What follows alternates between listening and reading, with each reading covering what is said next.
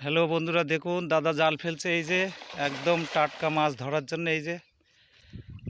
এই হচ্ছে গ্রাম বাংলার দৃশ্য, দেখে নিন। আপনারা যারা শহর থেকে বিদেশ থেকে দেখছেন, অশোক দাস ব্লগের সাথে থাকেন, তো এই সেই অরিজিনাল দেশি মাছ এখন দাদা তুলবে। এই যে জাল ফেলার পরে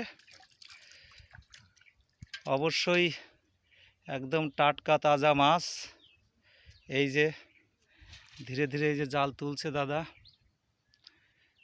তো কি মাছ ওঠে দেখা যাক। এর আগের চালানে ভালোই মাছ উঠেছে, সরপুঁটি থেকে দেশি তেলাপিয়া, বড় বড় পুঁটি। এই যে দেখুন, এই যে মাছ লাফালাফি করছে। এই যে দাদা নিয়ে আসছে। কি দারুণ মাছ, দেখুন দেখুন দেখুন কি দারুণ মাছ উঠেছে। এই যে দেখুন, এই যে আহা কি দারুণ মাছ।